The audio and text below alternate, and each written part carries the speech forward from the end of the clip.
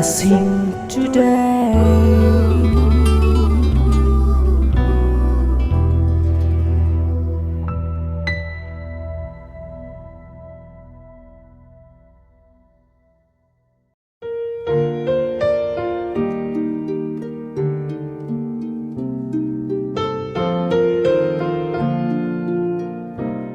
Welcome to blessing today. ഇന്നത്തെ ദിവസം ഈ ബ്ലെസ്സിങ് ടുഡേ എപ്പിസോഡിലൂടെ എല്ലാവരെയും കർത്താവ് ധാരാളമായി അനുഗ്രഹിക്കട്ടെ എന്ന് പ്രാർത്ഥിക്കുന്ന ഈ വർഷം കർത്താവിൻ്റെ കൃപയാൽ ഒത്തിരി ബ്ലെസ്സിങ് ഫെസ്റ്റിവലുകൾ നടത്തുവാൻ, തുടർച്ചയായി ഈ ബ്ലെസ്സിങ് ടുഡേ ടെലികാസ്റ്റ് ചെയ്യുവാൻ ഒക്കെ ദൈവം നമ്മെ സഹായിച്ചു കൊണ്ടിരിക്കുന്നു. എന്നാൽ അതിൽ പങ്കാളികളാകാൻ എപ്പിസോഡുകൾ സ്പോൺസർ ചെയ്ത്, ബ്ലെസ്സിങ് ഫെസ്റ്റിവലുകൾ സ്പോൺസർ ചെയ്ത് പല നിലകളിൽ പ്രാർത്ഥിച്ചും കായികമായി അധ്വാനിച്ചുമൊക്കെ സഹായിച്ച നൂറുകണക്കിന് വ്യക്തികളുണ്ട്. അവർക്കെല്ലാം കർത്താവ് ഒത്തിരി അനുഗ്രഹങ്ങളും അതുപോലെ പ്രതിഫലവും നൽകട്ടെ എന്നുള്ളിൽ പ്രാർത്ഥിക്കുന്നു. ഇന്നത്തെ നമ്മുടെ എപ്പിസോഡ് സ്പോൺസർ ചെയ്തിട്ടുള്ളത് ദുബായിൽ നിന്നും സുഭാഷ് എന്ന സഹോദരനാണ്. നമുക്കെല്ലാവർക്കും ചേർന്ന് ആ കുടുംബത്തിനായി പ്രാർത്ഥിക്കാം. കർത്താവെ, ഞങ്ങൾ ചേർന്ന് സുഭാഷിനായി പ്രാർത്ഥിക്കുന്നു. കർത്താവെ, തൻ്റെ പ്രോപ്പർട്ടി പല വർഷങ്ങൾക്ക് മുൻപ് അഡ്വാൻസ് കൊടുത്തു. ആ പ്രോപ്പർട്ടി ലഭിക്കേണ്ടതിനായി അങ്ങയോട് പ്രാർത്ഥിക്കുന്ന യേശുവിൻ്റെ നാമത്തിൽ ആ വിഷയത്തിൽ കർത്താവെ നീ ഒരു അത്ഭുതം പ്രവർത്തിക്കണമേ. അതുപോലെ കർത്താവെ, ഒരു ഭവനം ലഭിക്കേണ്ടതിനായി പ്രാർത്ഥിക്കുന്നു. വളരെ സമാധാനം നിറഞ്ഞ ഒരു കുടുംബജീവിതം കർത്താവെ ആ കുടുംബത്തിന് മൊത്തം നൽകണമേ. അതുപോലെ കർത്താവെ, കടബാധ്യതകൾ മുഴുവൻ മാറിപ്പോകേണ്ടതിനായി പ്രാർത്ഥിക്കുന്നു. കർത്താവിൻ്റെ ഭാര്യ ജ്യോതിക്കായി പ്രാർത്ഥിക്കുന്നു. ദൈവികമായ അനുഗ്രഹങ്ങൾ നിൻ്റെ മകളുടെ മേൽ വന്ന് നിറയേണ്ടതിനായി പ്രാർത്ഥിക്കുന്നു. മകൾ സോജയ്ക്കായി പ്രാർത്ഥിക്കുന്നു. വിദ്യാഭ്യാസത്തെ അനുഗ്രഹിക്കണമേ, ഭാവിയെ അങ്ങ് അനുഗ്രഹിക്കണമേ എന്ന് പ്രാർത്ഥിക്കുന്നു. കർത്താവെ, ബ്ലെസ്സിങ് ടുഡേയുടെ എല്ലാ പ്രേക്ഷകരും ചേർന്ന് സുഭാഷിനെയും കുടുംബത്തെയും ഈ സമയത്ത് അനുഗ്രഹിക്കുന്നു. ദൈവിക അനുഗ്രഹങ്ങളുടെ നിറവ് ഈ കുടുംബത്തിൽ ഉണ്ടാകട്ടെ. കർത്താവ് അങ്ങനെ ചെയ്തതിനായി നന്ദി പറയുന്നു. യേശുവിൻ്റെ നാമത്തിൽ തന്നെ amen. Thank you so much Subhash for sponsoring today's episode. Blessing today mega festival തിരുവനന്തപുരത്ത് ദൈവവചനം ആഴത്തിൽ പഠിക്കുവാനും യേശുവിൽ കൂടുതൽ വളരുവാനുമായി അനുഗ്രഹത്തിന്റെ 3 ദിനങ്ങൾ. LMS compound, Thiruvananthapuram. ഒക്ടോബർ 4, 5, 6 വെള്ളി, ശനി, ഞായർ ദിവസങ്ങളിലായി.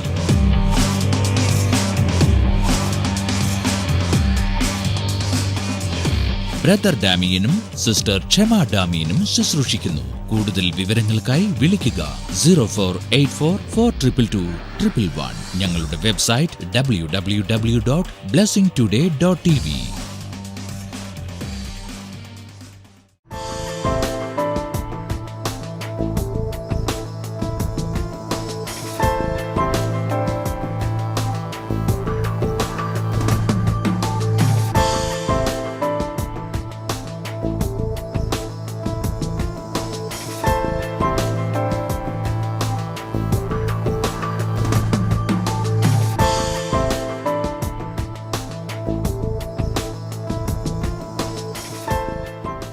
പ്രത്യേകിച്ച് എല്ലാവരോടും ഒരു വലിയ സന്തോഷ വാർത്ത പറയുവാനുള്ളത്, ഒക്ടോബർ 4, 5, 6 3 ദിവസങ്ങളിലായി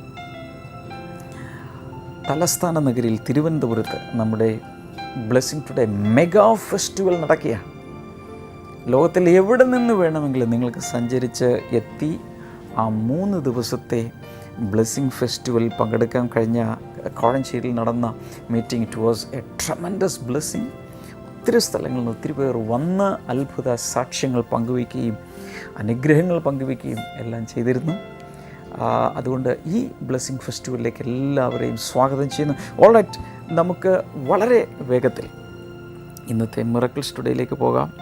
അതിനുശേഷം ഇന്നത്തെ വചന സന്ദേശം കേട്ട ശേഷം ഗെറ്റ് റെഡി റൈറ്റ് നൗ. നിങ്ങളുടെ ബൈബിൾ, നോട്ട്ബുക്ക്, പേന എല്ലാം എടുത്തു വെച്ച് വളരെ നന്നായി നോട്ട്സ് എല്ലാം എഴുതിയെടുത്ത് വചനം നന്നായി പഠിക്കുക. കർത്താവ് നിങ്ങൾ ഒത്തിരി അനുഗ്രഹിക്കട്ടെ. ഈ എപ്പിസോഡിൻ്റെ അവസാനം ഞാൻ നിങ്ങൾക്കായി പ്രത്യേകിച്ച് പ്രാർത്ഥിക്കുന്നതായിരിക്കും.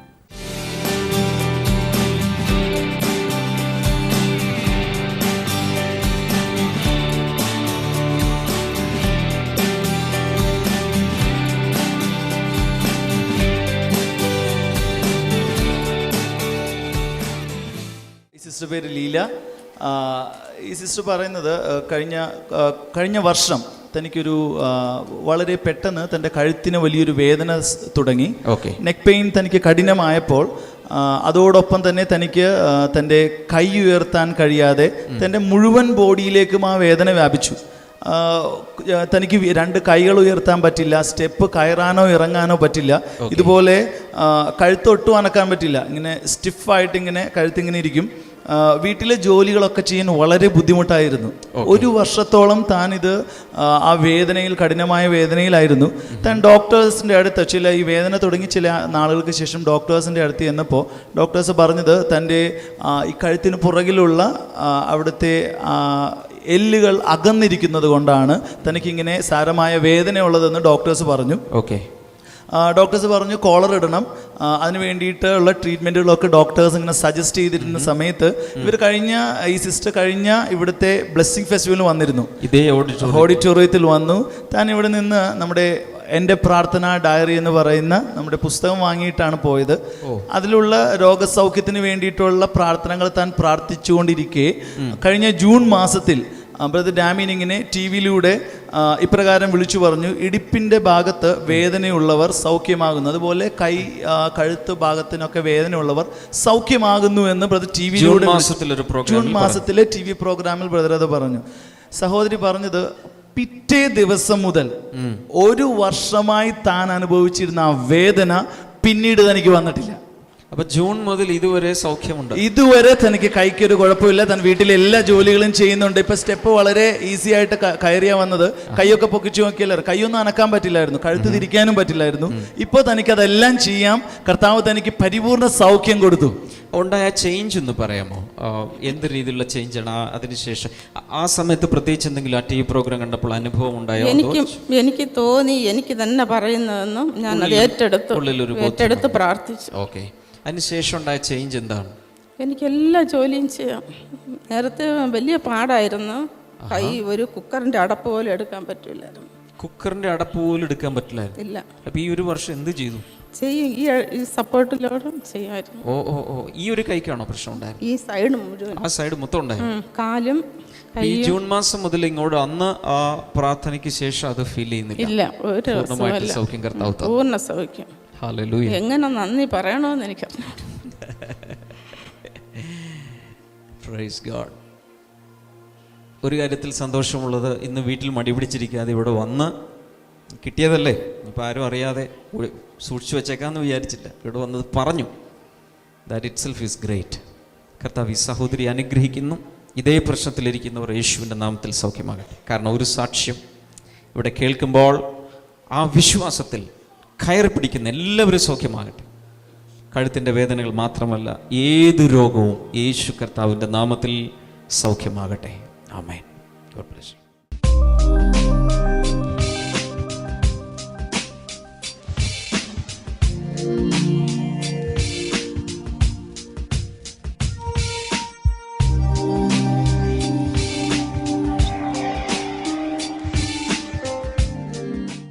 In our blessing centers we have many slogans.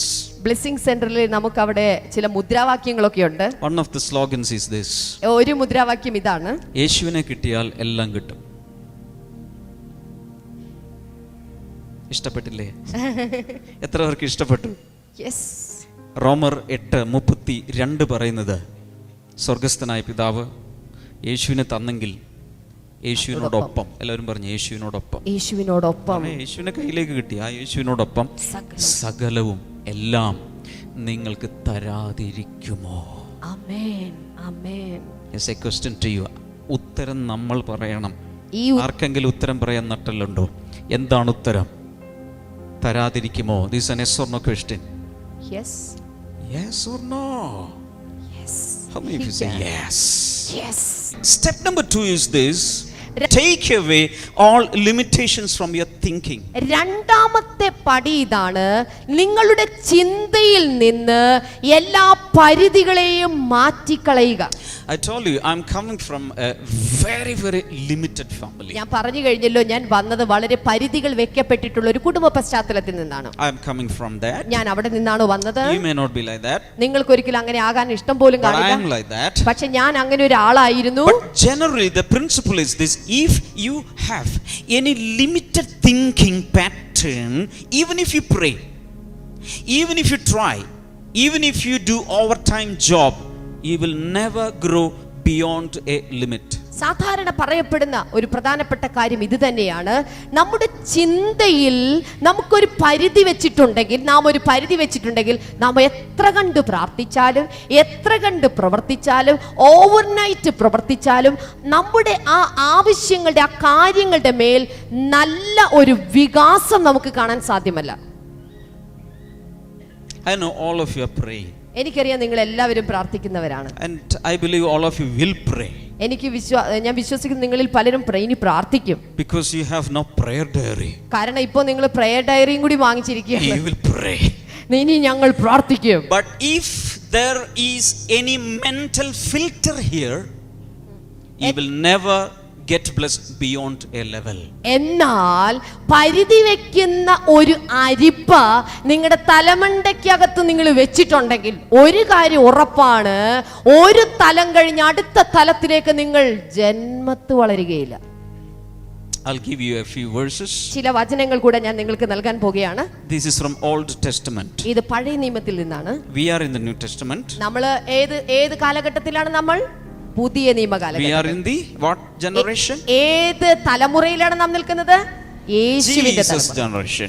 But I am giving an example from the Old Testament. എന്നാൽ ഞാൻ പഴയ നിയമത്തിൽ നിന്ന് ഒരു ഉദാഹരണം, ഒരു ദൃഷ്ടാന്തം ഞാൻ നിങ്ങൾക്ക് തരാൻ പോകുന്നു. Just an example. ഇത് വെറും ഒരു ഉദാഹരണം മാത്രം. This is from First Chronicles. ഇത് ഒന്ന് ദിനവൃത്താന്തം എന്ന് പറയുന്ന പുസ്തകത്തിൽ നിന്നാണ്. Chapter number 4. അതിന്റെ ഒന്ന് ദിനവൃത്താന്തം 4-ാമത്തെ അധ്യായം. Verse number 9 and 10. In 2 verses you get the biography of a person called Jabez. ഇവിടെ യബേസ് എന്ന പേരിലുള്ള ഒരു മനുഷ്യന്റെ ജീവചരിത്രത്തെ കുറിച്ച് 4-ാം അധ്യായത്തിന്റെ 9-ാം വചനത്തിൽ വായിക്കുന്നുണ്ട്. Very short biography. വളരെ ഒരു ചെറിയ ജീവചരിത്രം. And what is the biography? Jabez was more honorable than his brothers. His mother had named him Jabez, saying, I gave birth to him in pain. 10.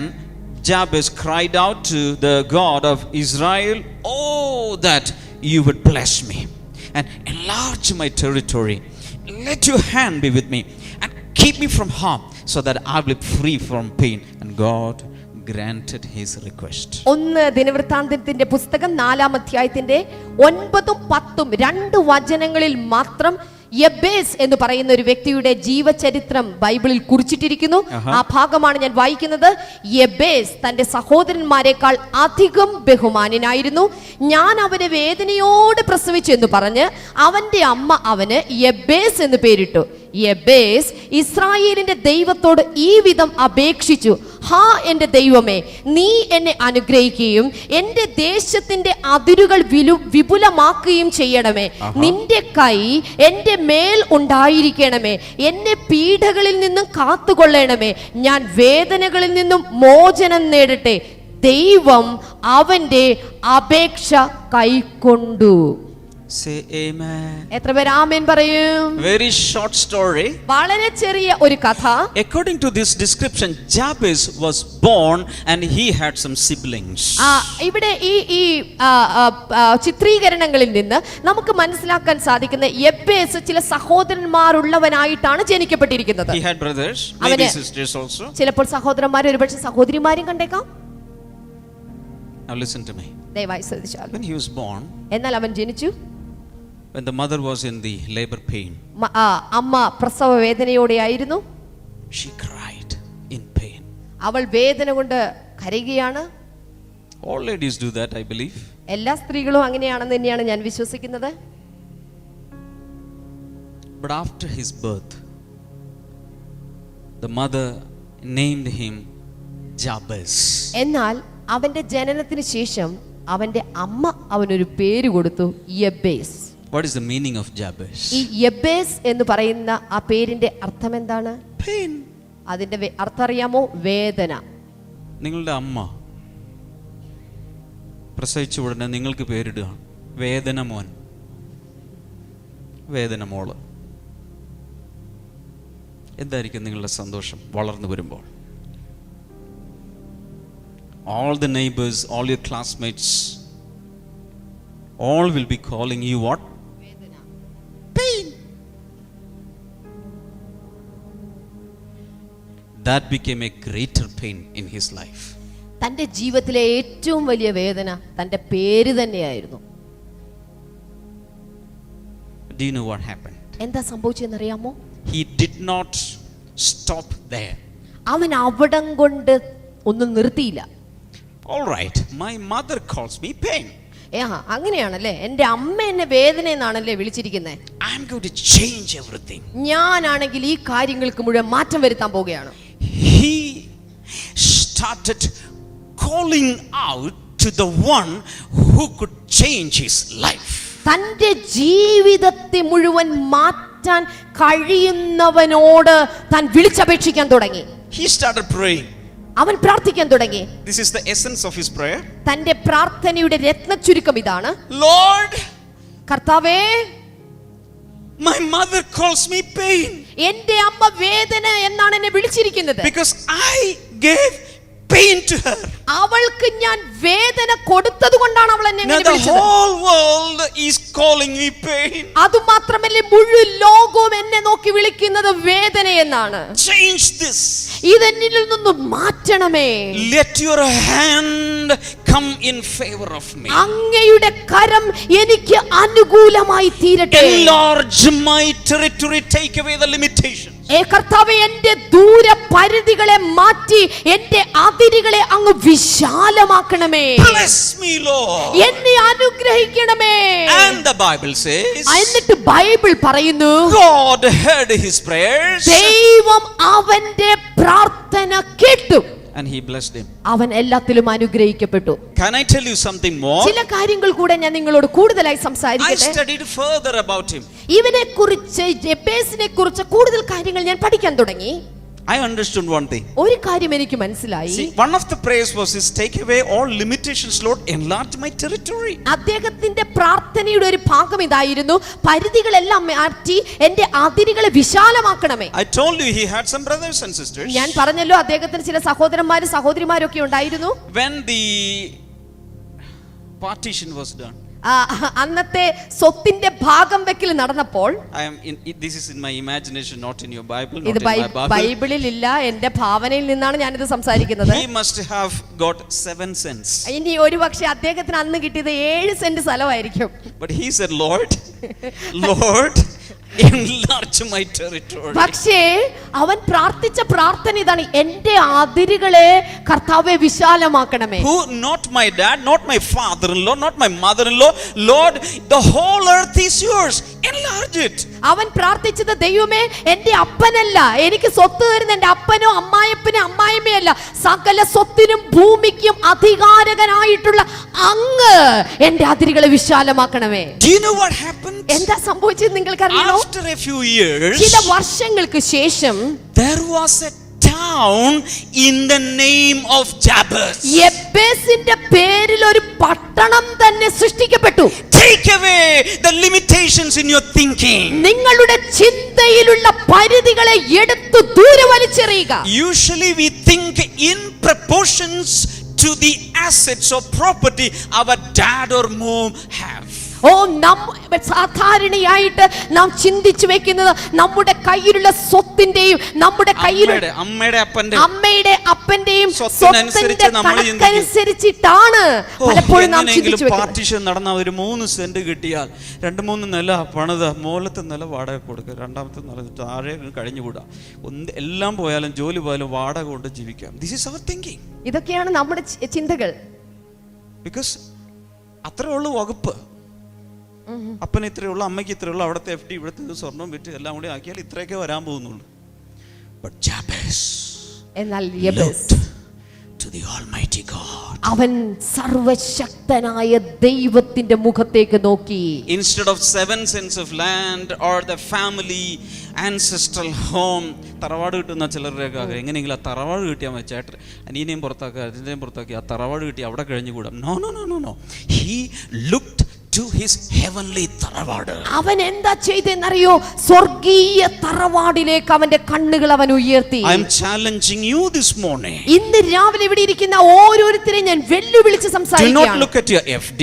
നിങ്ങളുടെ FD-യിലേക്കല്ല നിങ്ങൾ Do നോക്കേണ്ടത്. not look at your father-in-law. നിങ്ങളുടെ അമ്മായപ്പനിലേക്കല്ല Do നിങ്ങൾ not look നോക്കേണ്ടത്. at the mother-in-law. നിങ്ങളുടെ അമ്മായിയമ്മയുടെ കയ്യിലേക്കല്ല നോക്കേണ്ടത്. Do not look at your father or mother. നിങ്ങളുടെ അപ്പന്റെയോ അമ്മയുടെ മേലല്ല നിങ്ങൾ Do നോക്കേണ്ടത്. not look at your big brother. നിങ്ങളുടെ ശക്തനായ മുതിർന്ന ചേട്ടനിലേക്കല്ല നോക്കേണ്ടത്. Look at your heavenly dad നിങ്ങളുടെ സ്വർഗീയ പിതാവിലേക്ക് നോക്കുക.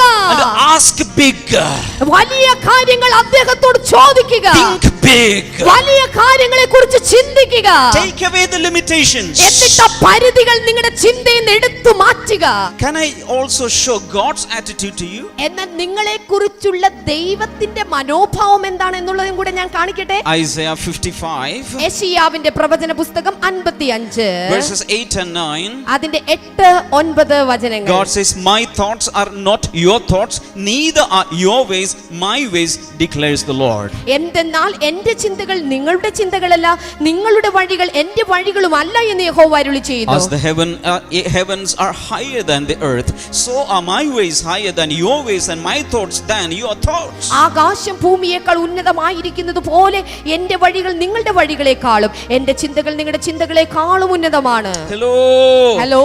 You are thinking very limited. നിങ്ങളുടെ ചിന്തകൾ വളരെ പരിധിയുള്ളതാണ്. But God says my thoughts have no limitation. എന്നാൽ അവിടെ ദൈവം പറയുകയാണ് എന്റെ വഴികൾക്ക് എന്റെ ചിന്തകൾക്ക് ഒരു പരിധിയുമില്ല. Hallelujah. Hallelujah. Start thinking like me. എന്നെ പോലെ ചിന്തിക്കാൻ തുടങ്ങു മക്കളെ. I have plans to prosper you. നിങ്ങളെ വർദ്ധിപ്പിക്കുവാൻ അനുഗ്രഹിക്കാനുള്ള പദ്ധതികൾ എനിക്കുണ്ട്. Jeremiah 32 അവിടെ യിരെമ്യാവ് 32 verse number 27 says, I am the Lord, the God of all mankind.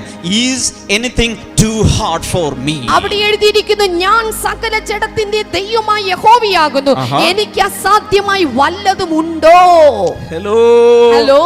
Another question to us. അടുത്ത ഒരു ചോദ്യം നമ്മോട് അവൻ ചോദിക്കുകയാണ്. Jabez was an Old Testament man. പഴയ നിയമത്തിലെ ഒരു പുരുഷനായിരുന്നു യെബേസ് എന്നുള്ളത്. We are all New Testament children of God. എന്നാൽ ഓർക്കുക നാം എല്ലാവരും പുതിയ നിയമത്തിലെ ദൈവമക്കളാണ്. God has called us to get blessed with an inheritance from the heavenly Father. സ്വർഗീയ പിതാവിന്റെ അവകാശത്തിൽ നിന്ന് അനുഗ്രഹിക്കപ്പെട്ടവരായി നാം ഓരോരുത്തരും മാറണമെന്ന് ദൈവം നമ്മെക്കുറിച്ച് ആഗ്രഹിക്കുകയാണ്. Hello. Hello. Hallelujah. Hallelujah. We can get more blessed than Jabez in Jesus generation. ഓർക്കുക യേശുവിന്റെ തലമുറയിൽപ്പെട്ട നമുക്ക് ഓരോരുത്തർക്കും പഴയ നിയമത്തിലെ യെബേസിന് ലഭിച്ച അനുഗ്രഹത്തെക്കാൾ കൂടുതൽ അനുഗ്രഹം പ്രാപിക്കാൻ ന്യായമുണ്ട്. ഈ സമയത്ത് ഞാൻ നിങ്ങൾക്ക് വേണ്ടി ആത്മാർത്ഥ ഹൃദയത്തോടെ പ്രാർത്ഥിക്കാൻ പോവുകയാണ്. നിങ്ങളും എന്നോട് ചേർന്ന് പ്രാർത്ഥിക്കുക. കർത്താവെ, ഈ സമയത്ത് ഓരോരുത്തരെയും അങ്ങ് പേഴ്സണലായി ഒന്ന് സ്പർശിക്കണമേ. Let them have an encounter with you father.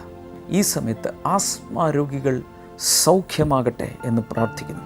വളരെ നാളുകളായി ഒത്തിരി മെഡിക്കേഷൻ എടുത്തിട്ട് പൂർണ്ണമായി ആസ്മ രോഗത്തിൽ നിന്ന് സൗഖ്യം ലഭിച്ചിട്ടില്ലാത്ത ചിലരുടെ മേൽ യേശുവിൻ്റെ നാമത്തിൽ സൗഖ്യം ഉണ്ടാകട്ടെ എന്ന് പ്രാർത്ഥിക്കുന്നു. അതുപോലെ ശരീരത്തിൽ പല ജോയിൻറ്റുകളിലും വേദനയുള്ള ചിലരെ കർത്താവ് ഈ സമയത്ത് സൗഖ്യമാക്കുന്നു. യേശുവിൻ്റെ നാമത്തിൽ അങ്ങനെയുള്ള രോഗസൗഖ്യങ്ങൾ ഇപ്പോൾ നടക്കട്ടെ. Thank you Jesus. അതുപോലെ നാവിൻ്റെ രുചി, ആ രുചിക്കാനുള്ള സ്വാദ് മനസ്സിലാക്കാനുള്ള കഴിവ് നഷ്ടപ്പെട്ടൊരു വ്യക്തിയെ കർത്താവ് ഈ സമയത്ത് സൗഖ്യമാക്കുന്നു. ആ രസമുകുളങ്ങളുടെ ആ കഴിവ് യേശുവിൻ്റെ നാമത്തിൽ തിരികെ വരട്ടെ. Thank you Jesus. Breast cancer യേശുവിൻ്റെ നാമത്തിൽ സൗഖ്യമാകട്ടെ. ഇൻ ജീസസ് നെയിം അത് സംഭവിക്കട്ടെ. ഹാർട്ടിൻ്റെ രോഗങ്ങൾ സൗഖ്യമാകട്ടെ. ഓവറിയിലുള്ള പ്രയാസങ്ങൾ യേശുവിൻ്റെ നാമത്തിൽ സൗഖ്യമാകട്ടെ. വിവിധ തരത്തിലുള്ള ക്യാൻസർ മാറിപ്പോകട്ടെ എന്ന് പ്രാർത്ഥിക്കുന്നു. In the name of Jesus അത് സംഭവിക്കട്ടെ. അതുപോലെ വേസ്റ്റ് ഏരിയയിൽ ഇടുപ്പിൻ്റെ ഭാഗത്ത്, അരക്കെട്ടിൻ്റെ ഭാഗത്ത് വേദനയും പ്രയാസവും അനുഭവിക്കുന്ന ഒരു വ്യക്തിയെ കർത്താവ് ഈ സമയത്ത് സൗഖ്യമാക്കുന്നു. In Jesus name.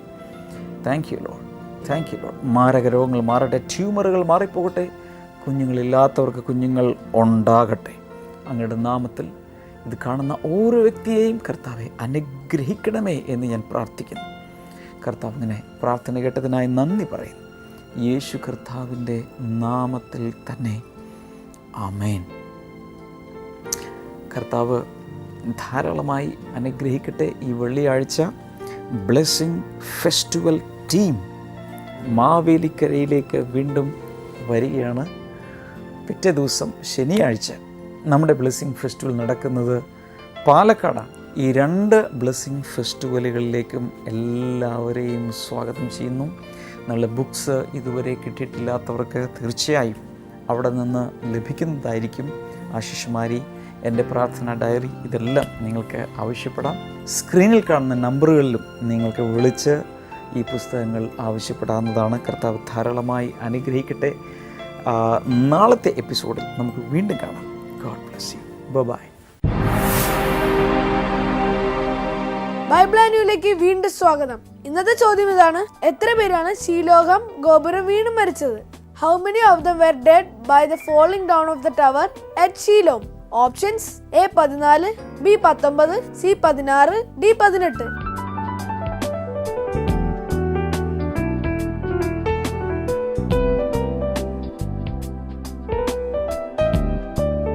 നിങ്ങളുടെ ഉത്തരങ്ങൾ 9645221221 എന്ന നമ്പറിലേക്ക് SMS ചെയ്യുക. SMS ചെയ്യേണ്ട format BT space option A, B, C or D.